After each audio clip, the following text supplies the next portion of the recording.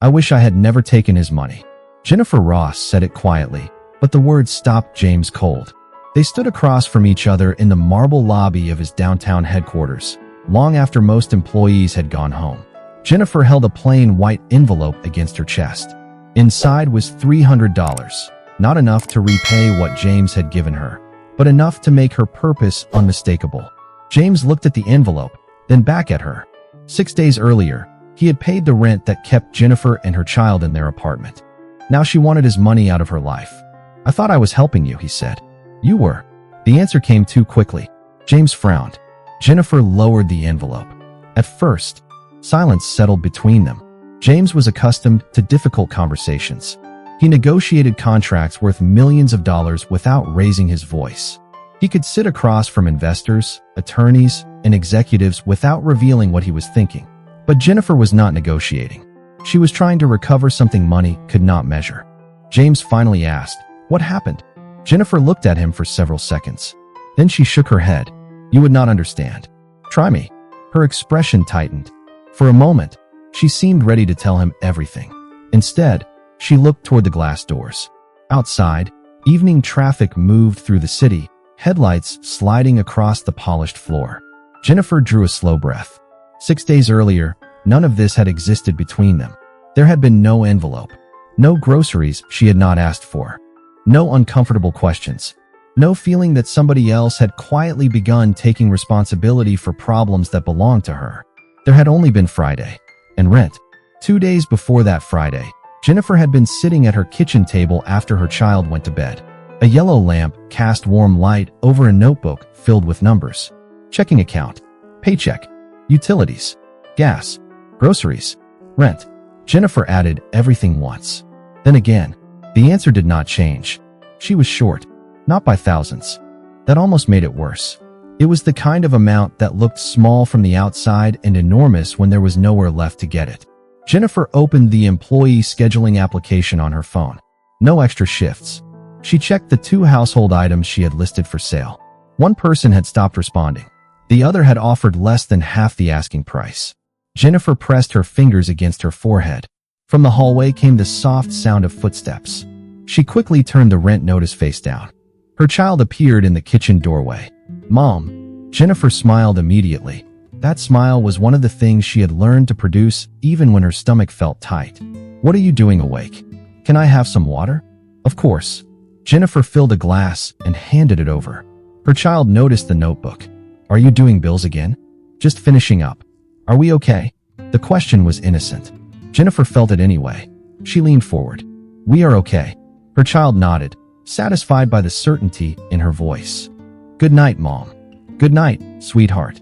Jennifer waited until the bedroom door closed. Then the smile disappeared. She turned the notice over. Payment required by Friday. Jennifer stared at the date.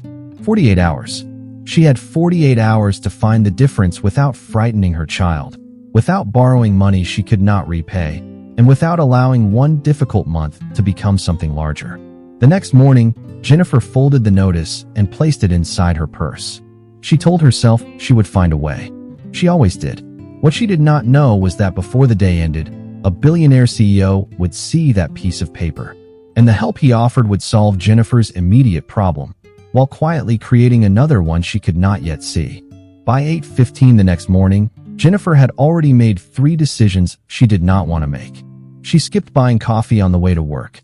She moved the electric bill closer to its grace period.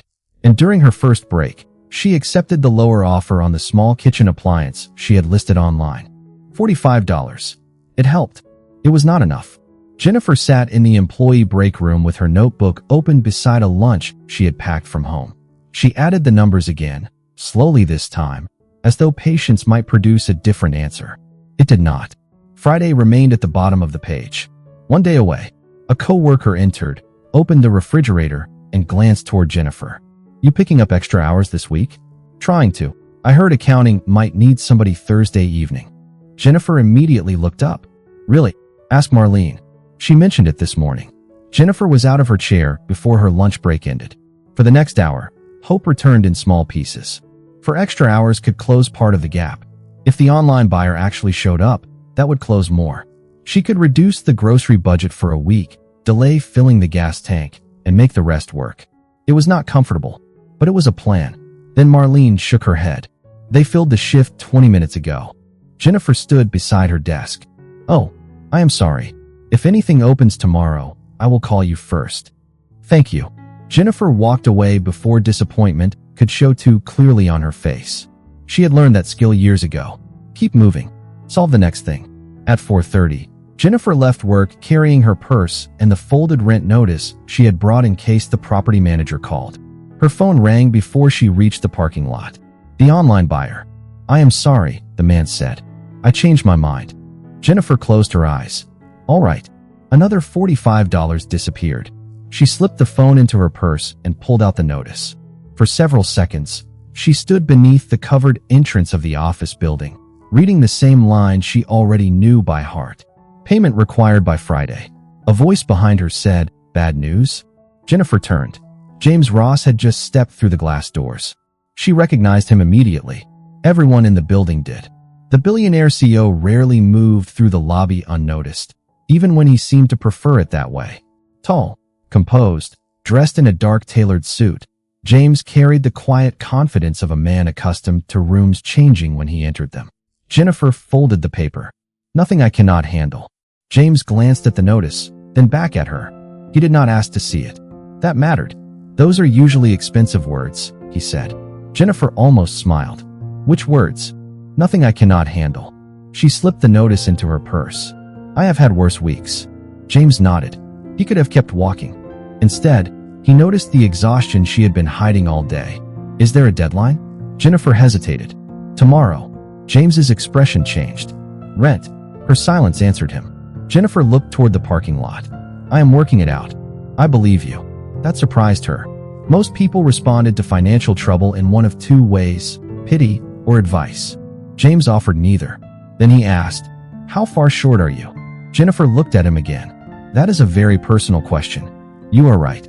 He accepted the correction immediately. No explanation required. James reached inside his jacket and removed a business card. Jennifer's expression hardened. I am not asking for money. I know. Then what is that? An option. He did not hand it to her. Instead, he placed the card on the narrow table beside the entrance. If tomorrow comes and you have solved it, throw that away. Jennifer stared at him. And if I have not, call me. James stepped back. No pressure. No conditions. Jennifer looked from him to the card. You do not even know how much I owe. No, then why would you offer? James paused. Because one bad month should not get to decide what happens to a family next. Jennifer said nothing. James gave her a respectful nod and walked toward the parking garage. She remained beneath the lobby lights, staring at the card. For nearly a minute, she refused to touch it. Then she started toward her car. 3 steps. 4. Jennifer stopped. She looked back. The business card was still there. She returned, picked it up, and slipped it into her purse beside the rent notice. Not because she intended to call, because tomorrow was Friday. And for the first time all day, Jennifer was no longer certain she could solve it alone. Friday arrived before Jennifer was ready for it. At 6:10 in the morning, she sat at the kitchen table with James's business card beside her phone. She had not called. Not yet.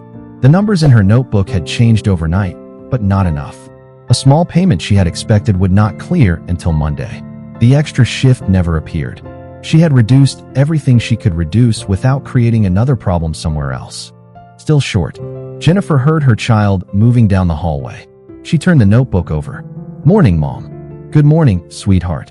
Jennifer stood and started breakfast. Cereal, toast, orange juice. Ordinary things. She asked about school, checked a backpack, and listened to a story about an upcoming class project. For 20 minutes, Friday was just Friday. Then her child left for school. The apartment became quiet. Jennifer returned to the table. The business card waited where she had left it.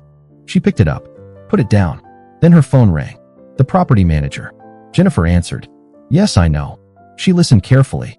No, I do not have the full amount yet. Another pause. I understand. The manager was not cruel. That almost made it harder. Jennifer had until the end of the business day. After that, the account would move into the next stage of the property company's collection process. When the call ended, Jennifer remained seated. She had spent 2 days trying to avoid this moment. Now there was nothing left to calculate. She picked up James's card and dialed. He answered after the third ring. Jennifer. She had not expected him to recognize the number. For 1 second, she considered saying she had called by mistake. Instead, she closed her eyes. Does your offer still stand? Yes. No hesitation. Jennifer swallowed. I need to be clear about something.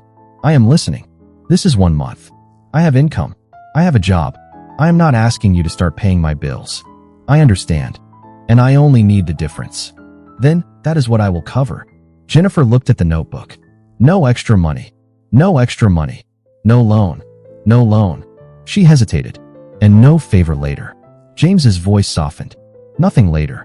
Jennifer stared at the morning light stretching across the table. People like James lived in a world she barely understood. For him, the amount she needed might disappear inside an expense report without being noticed. For her, accepting it felt enormous. Why are you doing this? James was quiet for a moment. Because you tried everything you could before calling me. Jennifer looked away. He continued. And because needing help once does not erase everything you did before you needed it. Something in her chest loosened. Not completely. Enough. Jennifer gave him the information necessary to make the payment directly to the rental account. She repeated the amount twice. James repeated it back. Exactly. I will take care of it this morning. Jennifer pressed her lips together. Thank you. You are welcome. The call ended. For several seconds, Jennifer held the phone in both hands. Relief did not arrive immediately. First came uncertainty, then embarrassment, then the uncomfortable awareness that someone she barely knew now understood exactly how close she had come to missing rent. But beneath all of it was something quieter. Hope. Jennifer went to work. At 10:27, her phone vibrated beside her keyboard. A message from the property manager. She opened it. Payment received. Account balance, $0.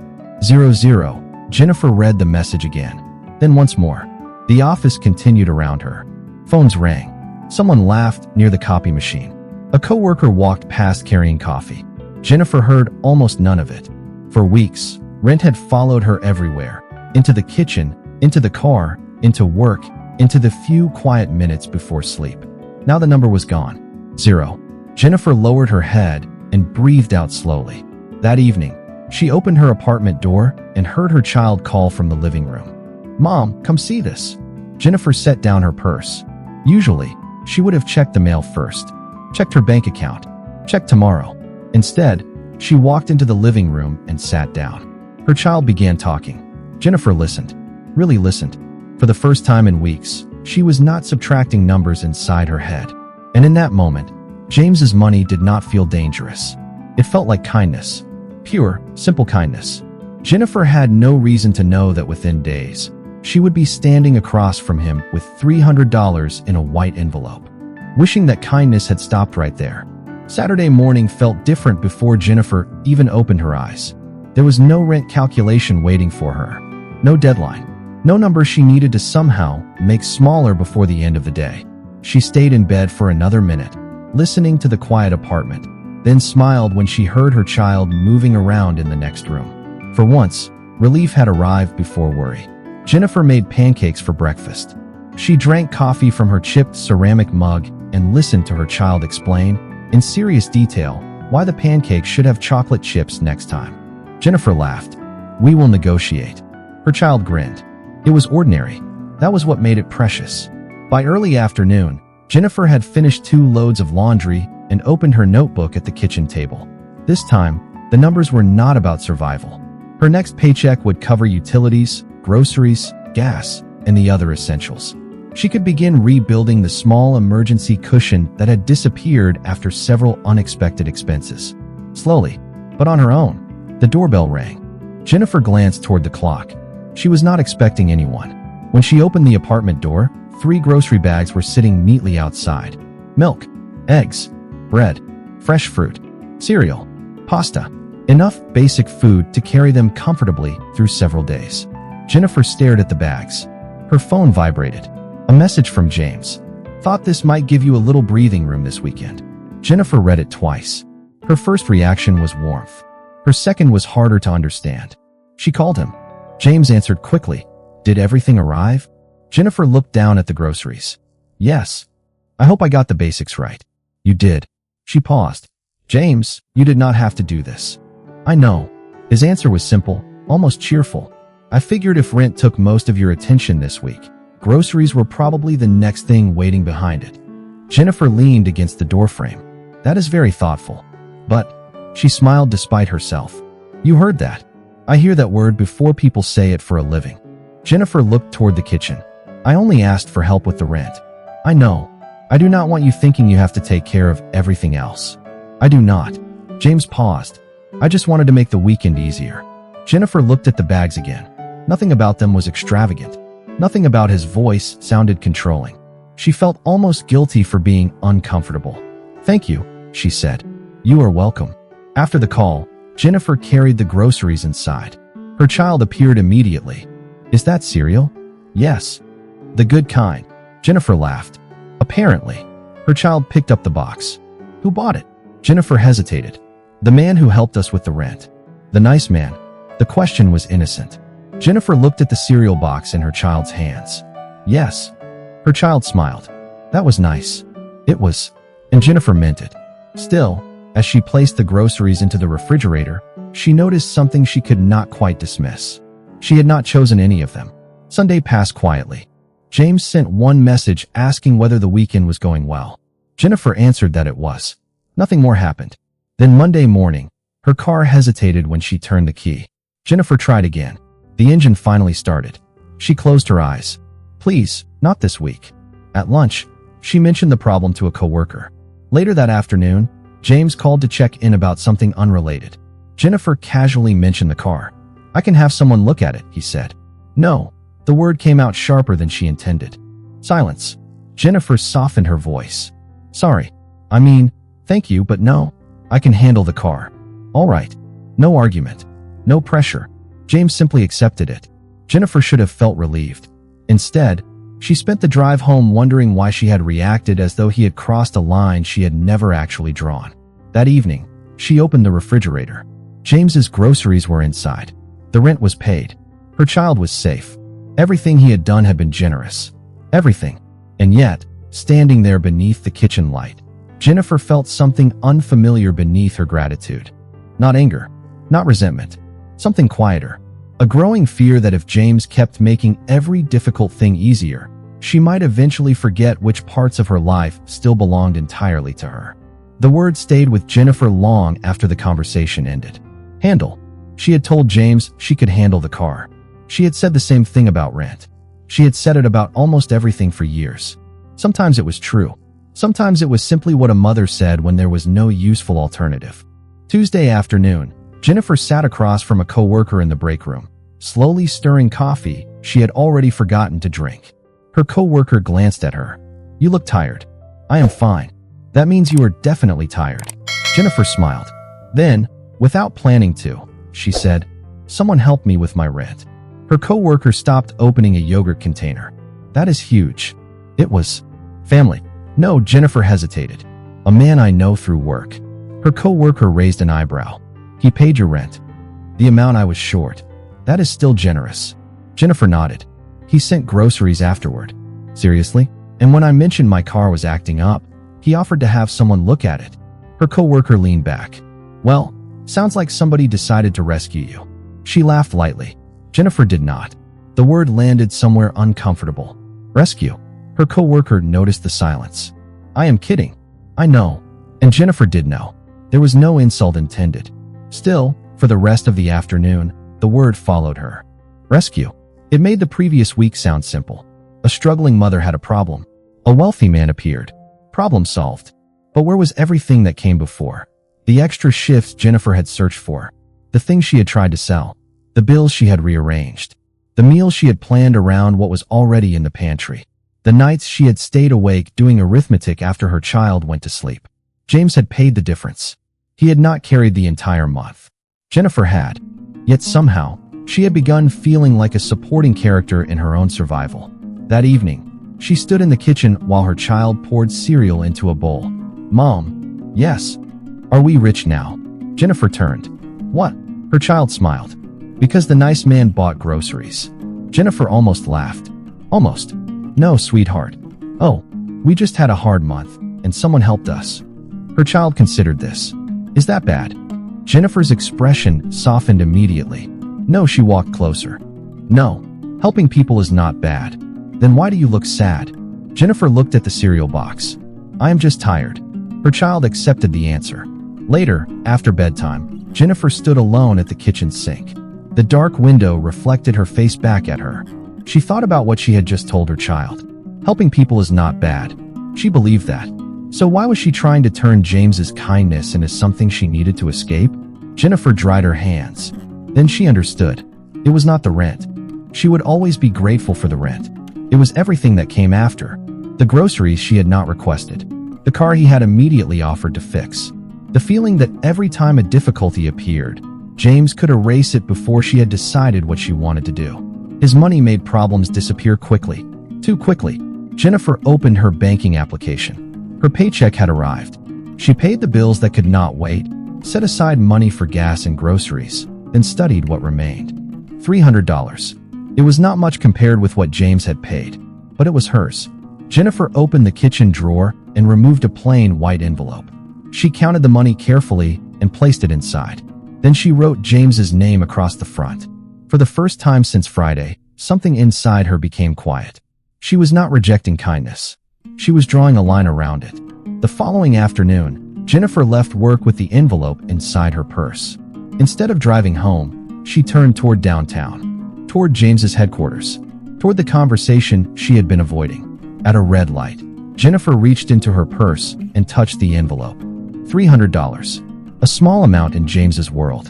In hers, it meant something entirely different. It meant she was going to look him in the eye and say the words she finally understood. Thank you. And enough. Jennifer reached James's headquarters just after 5:30. The lobby was beginning to empty. Employees crossed the polished floor toward the glass doors, carrying laptop bags, coffee cups, and the tired expressions of people already thinking about home. Jennifer stood near the elevators with one hand inside her purse. Her fingers rested against the white envelope.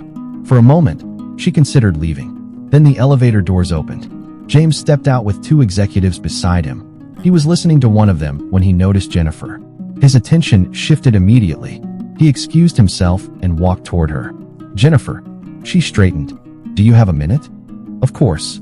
James glanced at her face. Is everything all right? The question was kind. Still, something inside Jennifer tightened. There it was again. The assumption that if she appeared in front of him, there must be another problem waiting to be solved. She reached into her purse. I brought you something. Jennifer held out the envelope. James looked at it. What is this? $300. His eyes returned to hers.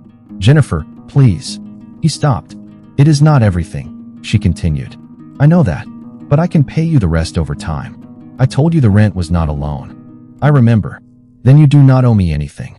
Jennifer lowered the envelope slightly. That is not how it feels. James became quiet. Around them, the lobby continued moving. An elevator chimed. Someone laughed near the entrance. Outside, evening traffic passed behind the glass. James kept his voice low. What changed? Jennifer had rehearsed the answer in her car. Now that he was standing in front of her, every version sounded ungrateful. The rent helped me.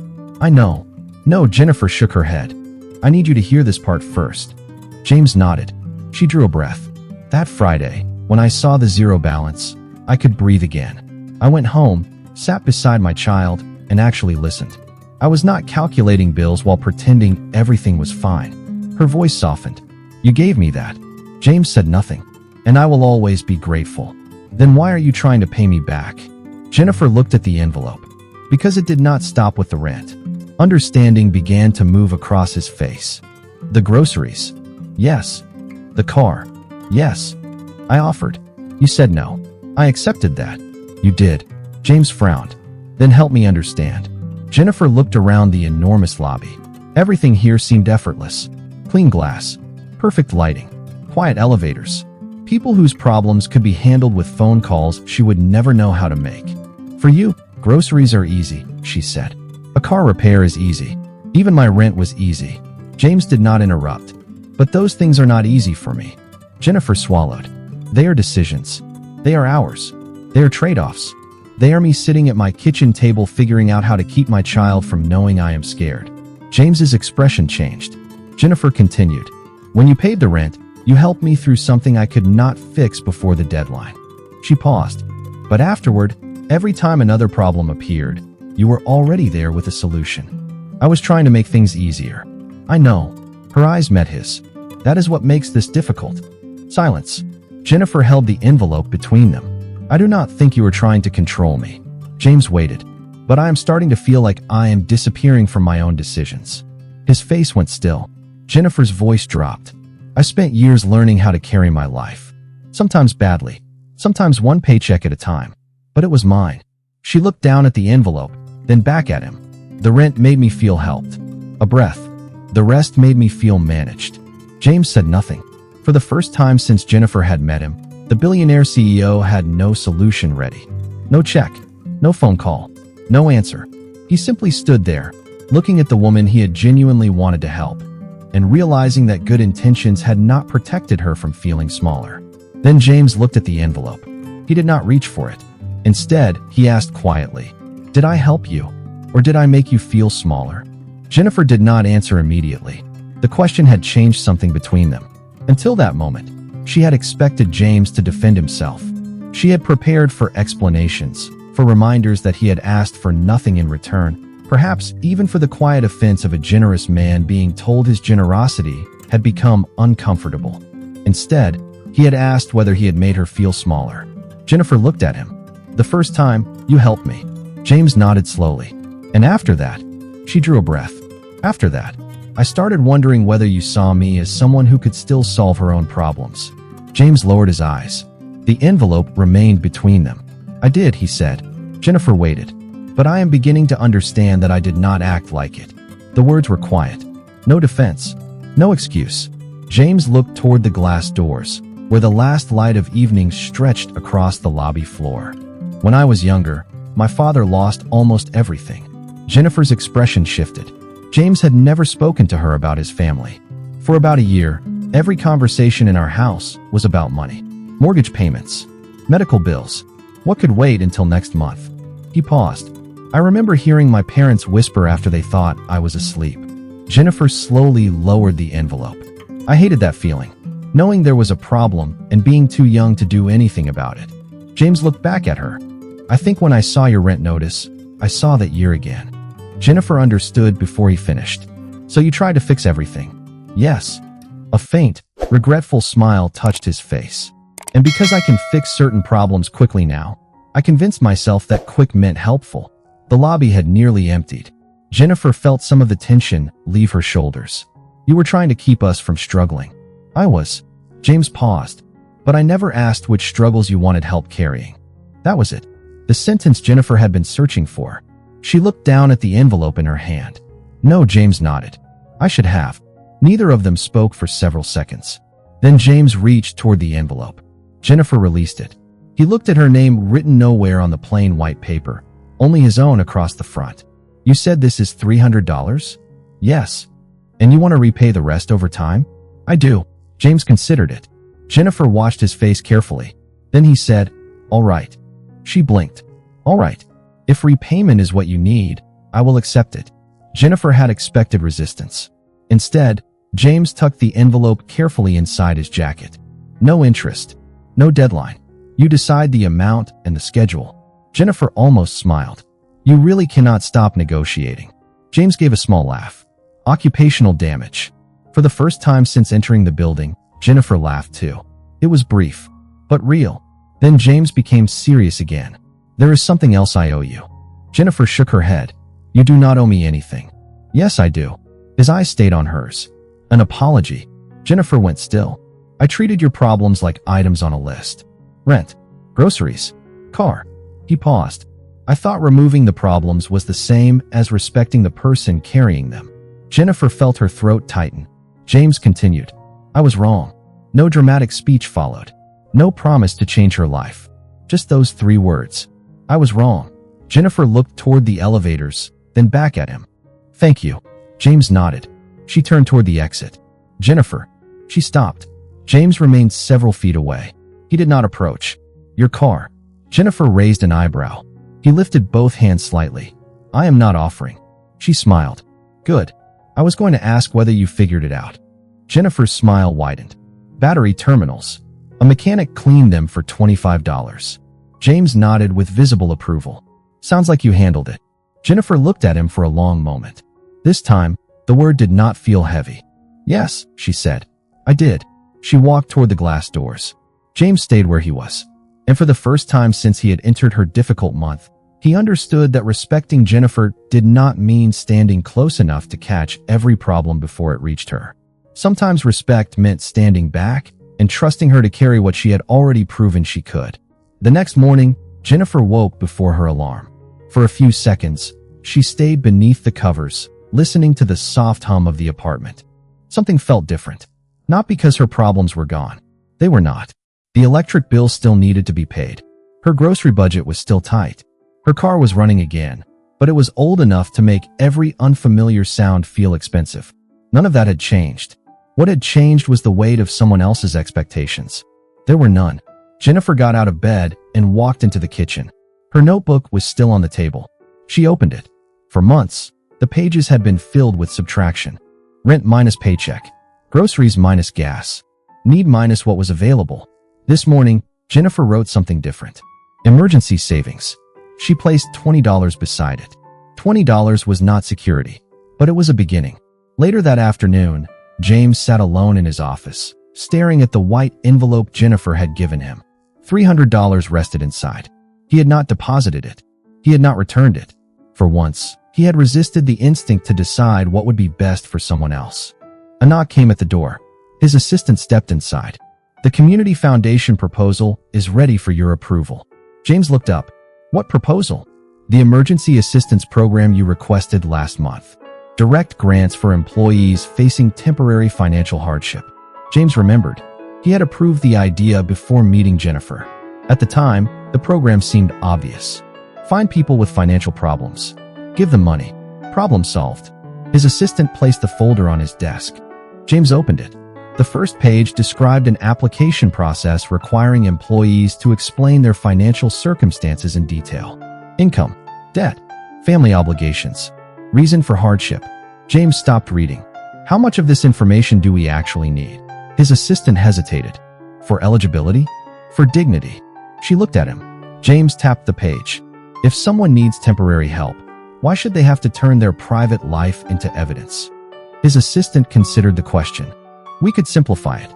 Do that. He turned another page. And give employees choices.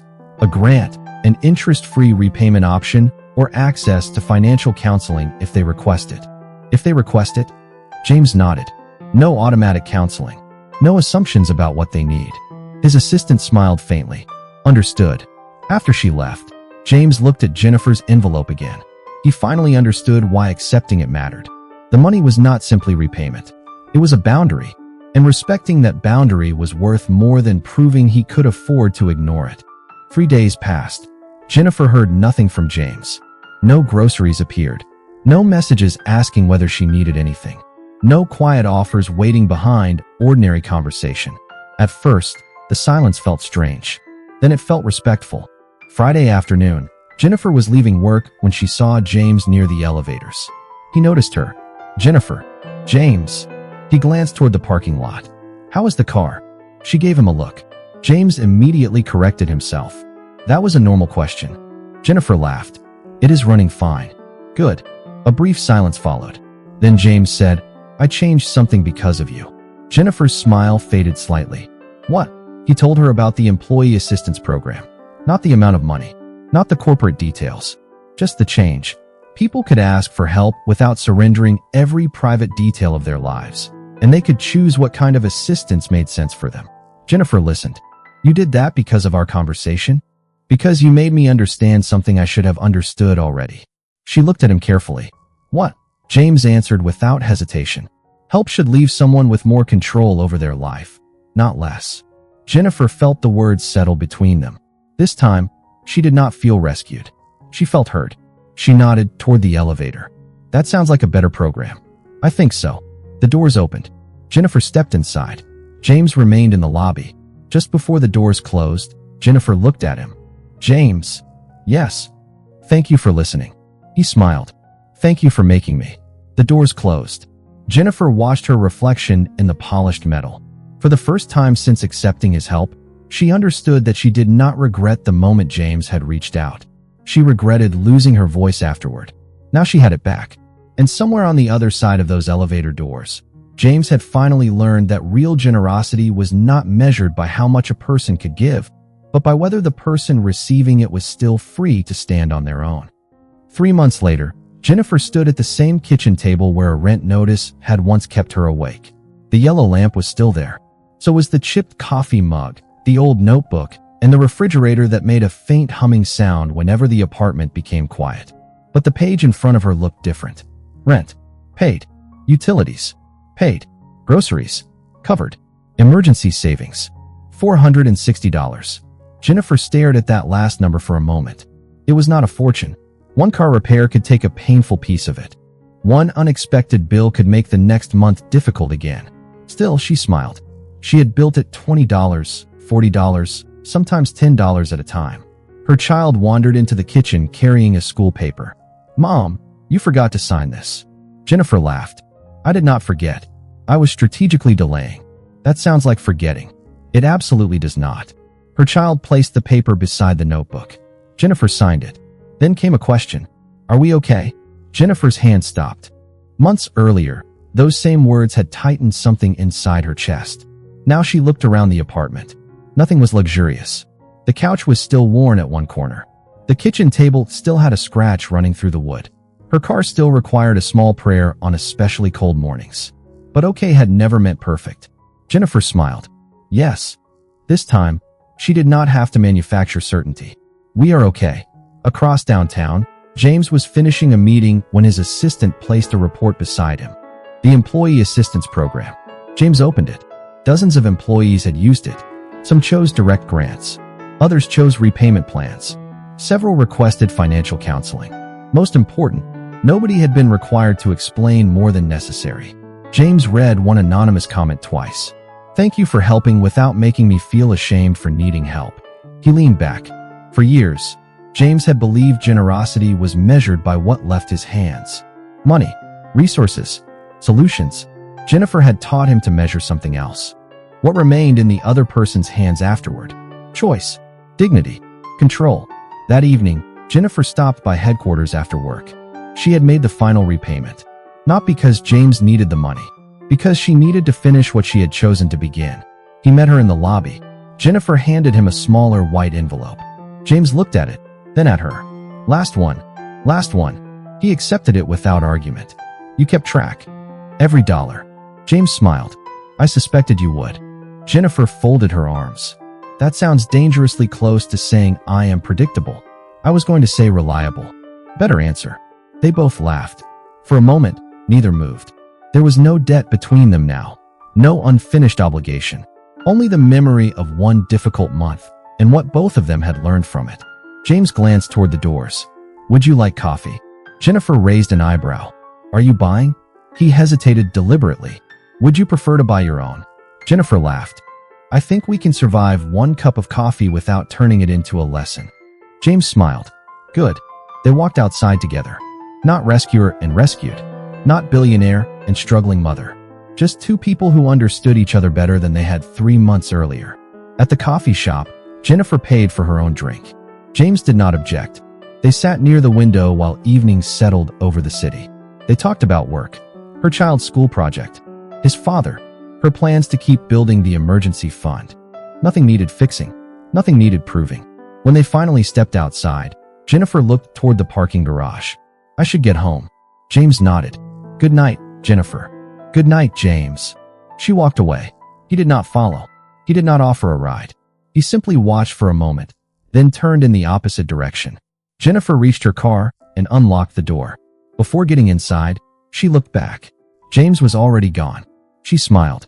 Months earlier, his kindness had entered her life like an answer. Then, for a while, it had become another question. Now she understood the difference. Kindness was not doing everything for someone. It was helping when help was needed, listening when a boundary was spoken, and having enough respect to step aside when the other person was ready to stand alone. Jennifer started the car. The engine turned over immediately. She laughed softly. Then she drove home through the evening lights, carrying no envelope, owing no explanation and needing no one to rescue her.